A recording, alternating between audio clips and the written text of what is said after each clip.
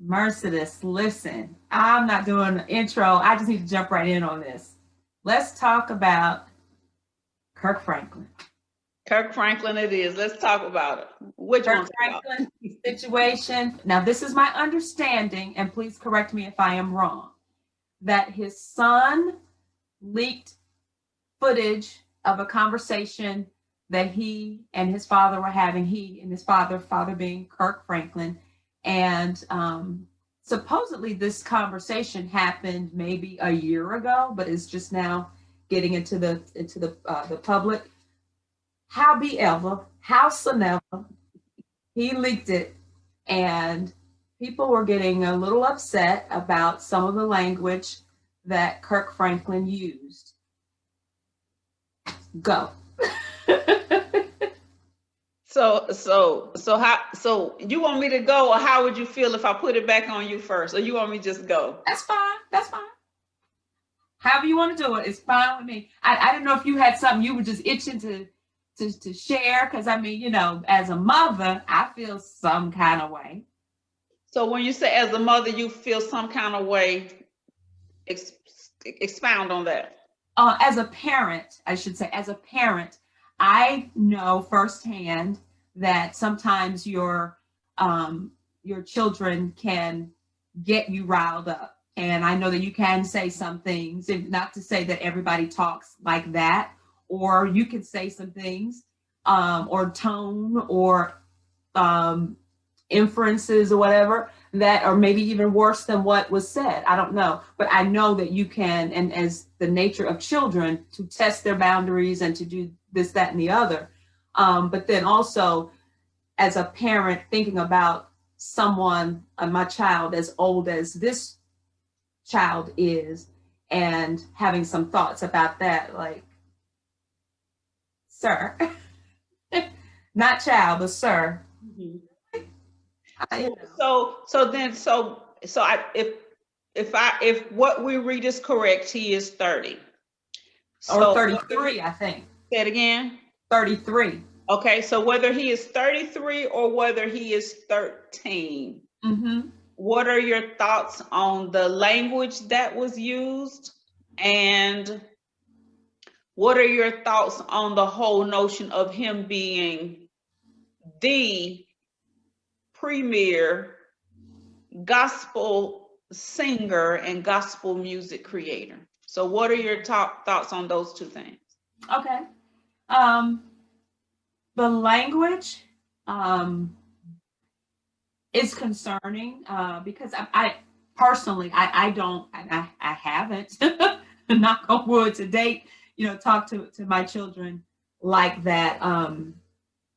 And it's just not normal for me to talk like that. So it would be a bit of a stretch for me.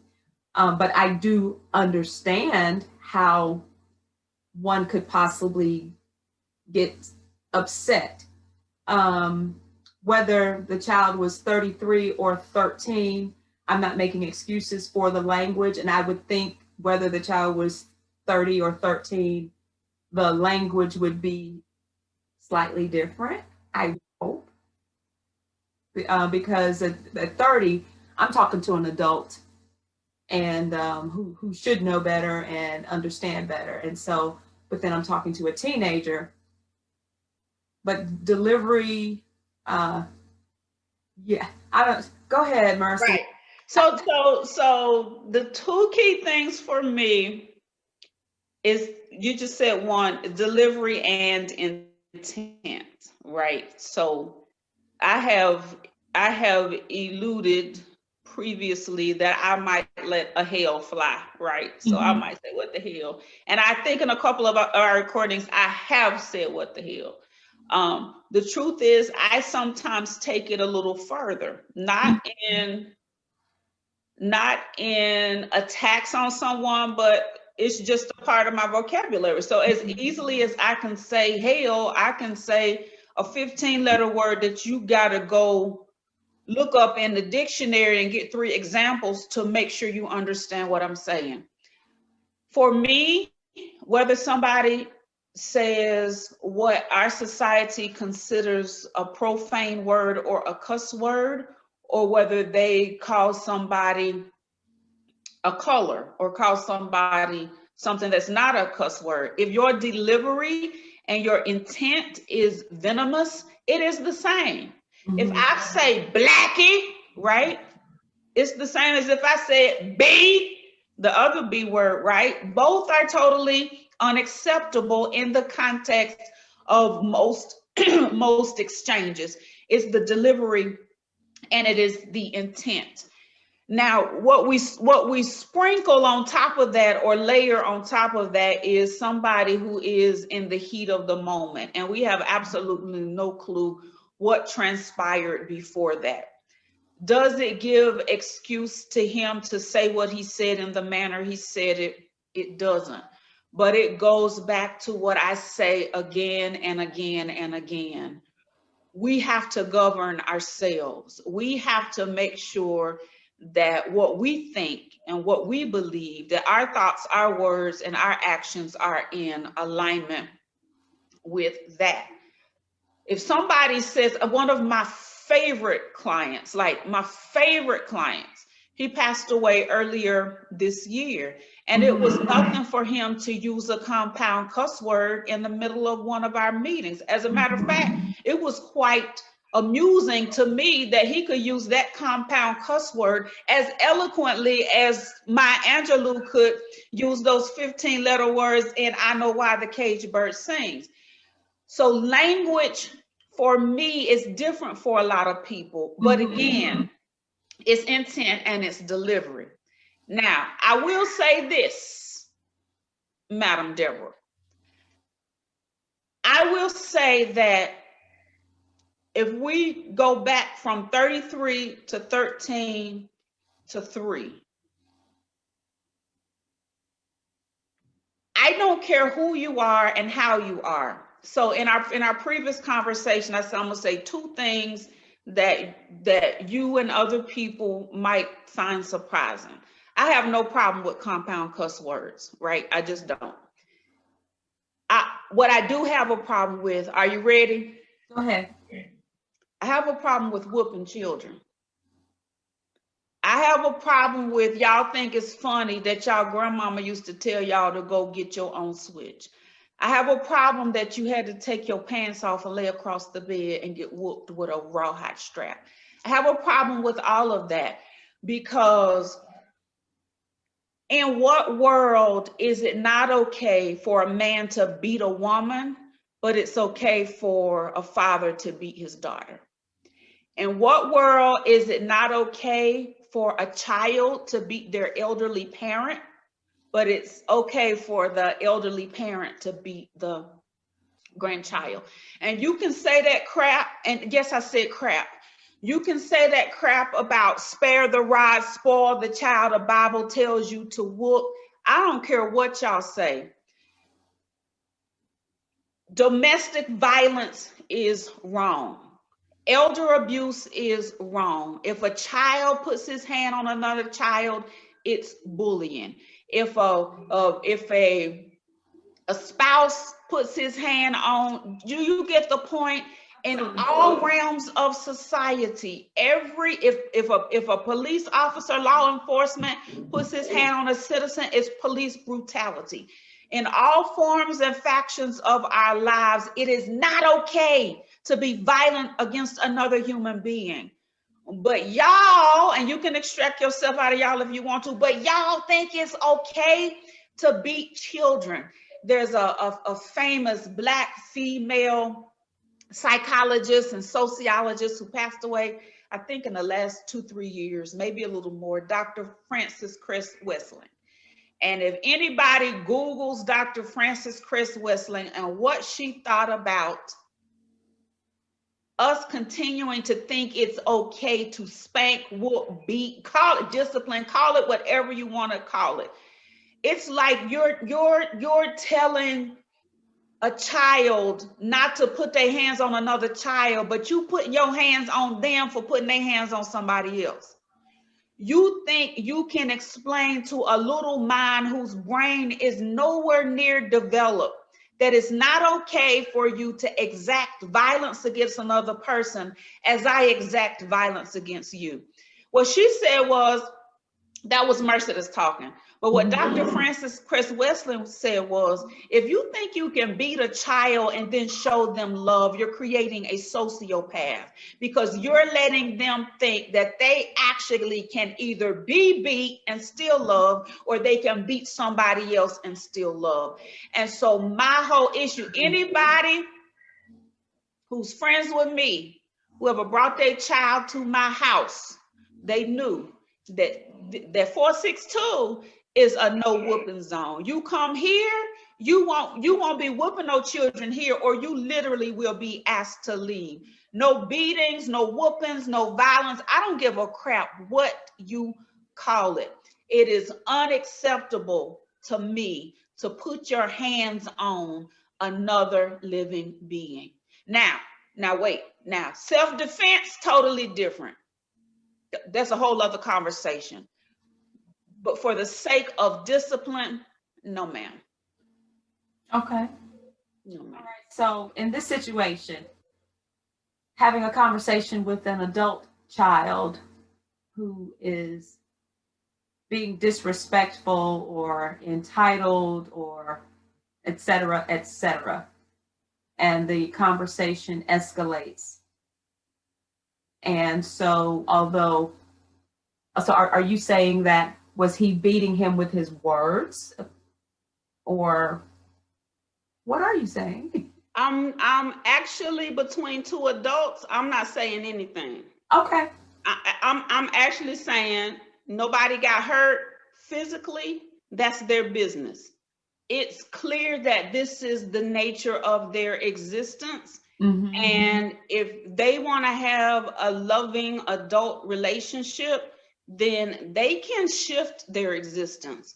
Yeah, they have to do the work. They have to do the work. And what I say, Deborah, is whether, again, 33 or 13 or 3, the person who causes the other person to mimic their communication and behavior is the one who is in control.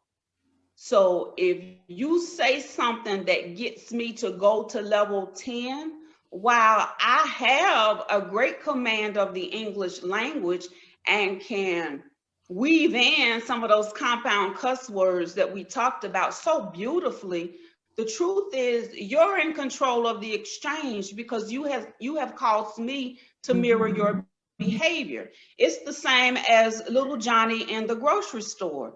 If he yelling and screaming and throwing a tantrum, and you got to tell him who's the strongest, who yells the loudest, who can overpower who the most physically, you might think you in control, but little Johnny is in control. And part of the reason that we often go to level 10, part of the reason, and this is with children and people that we're supposed to have command over, part of the reason they have the ability to take us out of character is because of what you just said. We haven't done the work. We haven't done the work that allows us to maintain, back to emotional control. We haven't done the work that allows us to maintain emotional control. And the truth is, most of the time when we lose it, if it's in a public setting, it's because we're embarrassed, right? I don't give a crap how much if you with me and you a child, I don't care how much you holler, scream, roll on the floor. If I have taught you properly, and you are with me and you act like that, the truth is that's no reflection on me. Too often we believe that when children act out, we have to match them to get them under control, because we're worried about what everybody else thinks about us. And the truth is, most adults do say that the child is acting like that because they have no home training. Some of them do have home training. They just decided they was going, right, show out today. Right now. Right. They decided they was going to like try mama or try daddy.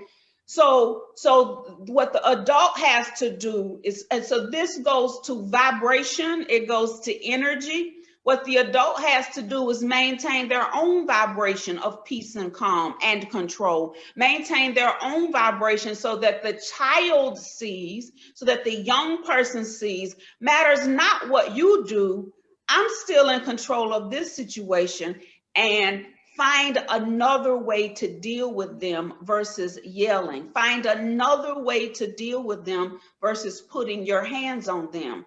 Because the first time you yell at them, you're either going to have to match or escalate in future exchanges. Mm-hmm. The first time you put your hands on them, you're going to either have to match or escalate in future exchanges. And I know people love to talk about putting the fear of God in children or putting the fear of God in other people. But the truth is that is not always sustainable.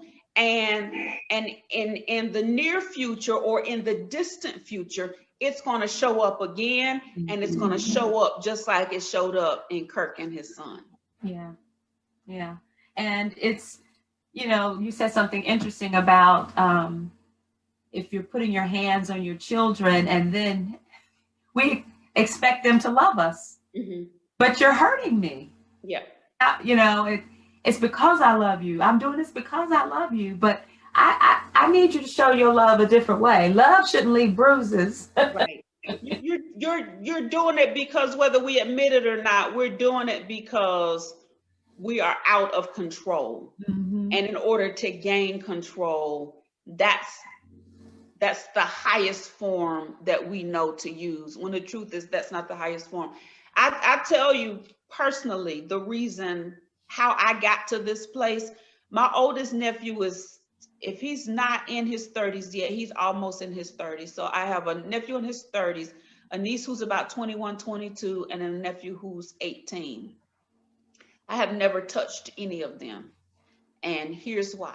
The only thing I said to them when they would come to my house, we were out in public, they knew if I said, boys and girls, they better get it together. But I got to this point, Deborah, because there was a fraction of time when my sister worked an early morning job. So I would get up in the morning to go to her house so that she could leave. And I would get the kids ready. And this was before my youngest nephew was born, but it was my niece and my nephew. He was 8 at the time. I remember it to this day. It still brings tears to my eyes. So I would go over to her house to get them ready to go to school. And he already had his little routine together, him and his mom, but I didn't know the routine and I didn't figure out the routine. And because he didn't do what I told him to do when I told him to do it, and he was just kind of piddling around doing what he does, and my fear was that he was going to miss the bus, but I was also getting frustrated because he wasn't listening. And I jacked that little dude up in his collar, and I literally lifted him up, and I shook him, and I said what I had to say, and tears welled up in his eyes and started rolling down his face. And I said, oh my God, what have I done? I'm the person who he comes to for refuge. I'm the person he comes to for protection. And me putting my hands on him made him see the person who he know, if nobody else will do what needs to be done to take care of him and protect him, I is going to do it.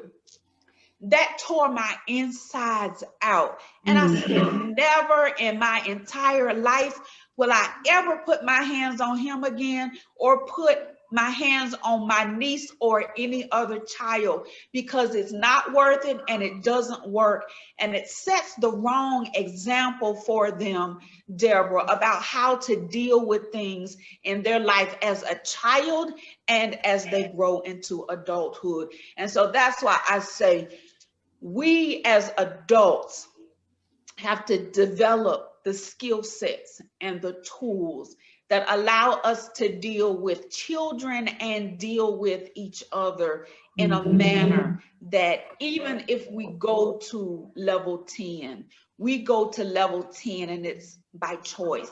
We go to level 10 and we are in full mental function and full mental capacity on what we're doing, how we're doing it, and why we are doing it, so that we reach the result that we desire and not the result that scars people for life. Wow.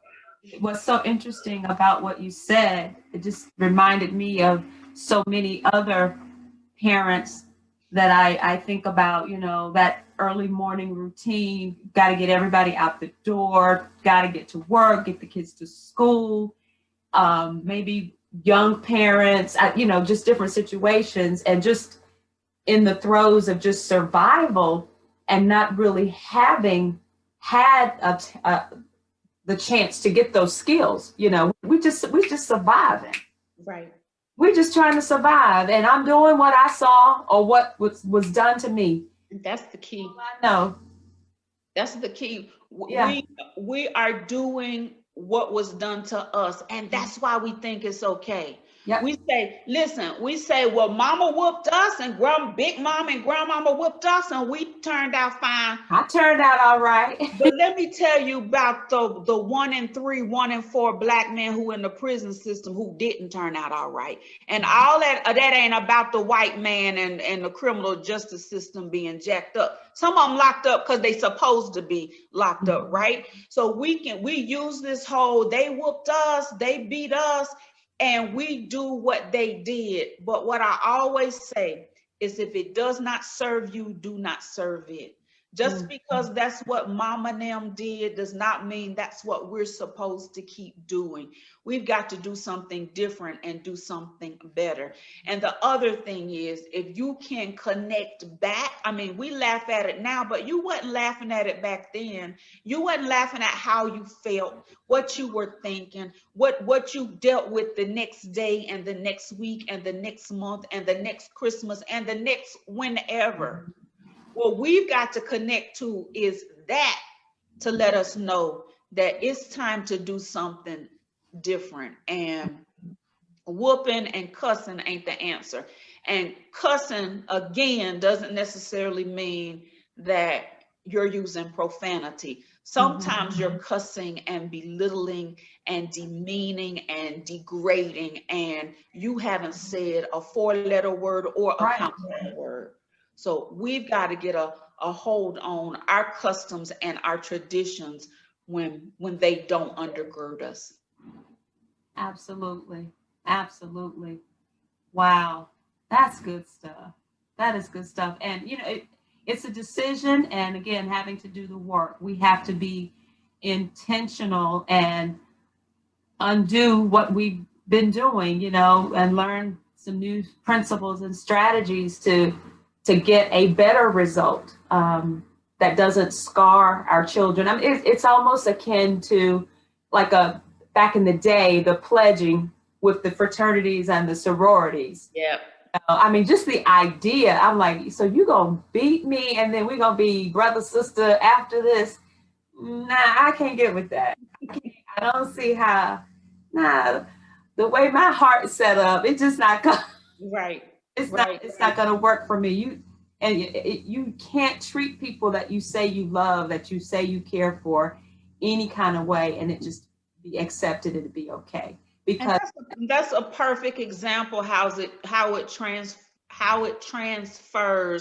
from one area of our life to the next area, and we just accept it and keep doing it and keep doing it, all in the name of love. Right. And I'm like, no, I'm gonna need you to rework your love, because right. I don't love your love. I don't love your love. And so, and then also being able to articulate what you do and what you don't accept, just in other relationships, whether it's not just the parental and the child, but just in other relationships, how you will or will not be treated, and or how to better treat someone going forward.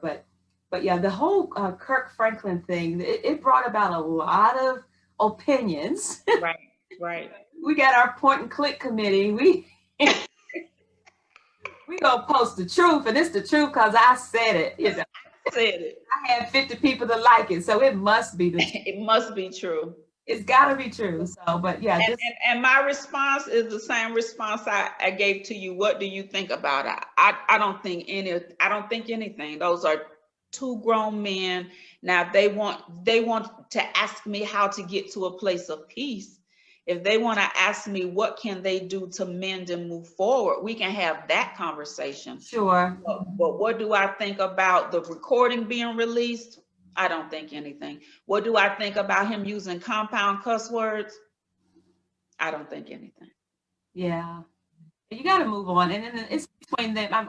Unfortunately, it was made public, but Yeah. till they decide to get together, or if they decide to get together and want to work it out, I wish them well in that. And I pray at some point there is an opportunity to just sit down and have a conversation. Yep. Then also put together strategies, even if it takes an outside, a third party or someone like a MercedesLMiller, to sit with them and just to work through that type of thing. Again, but it's a choice if that's something that they want. I don't have one dime in their quarter, and it's whatever they want. I will say this. I would love to play a game of spades with Kirk Franklin, though.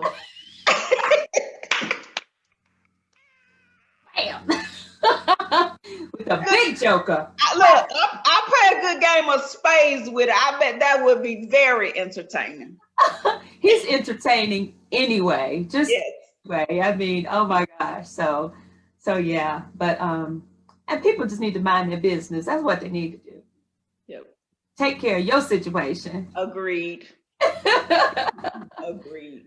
Good stuff. Mercedes, as always, thank you. Thank you. I have enjoyed it. This was fun. Absolutely. Until next time. All right. Talk soon. All right, sweetie.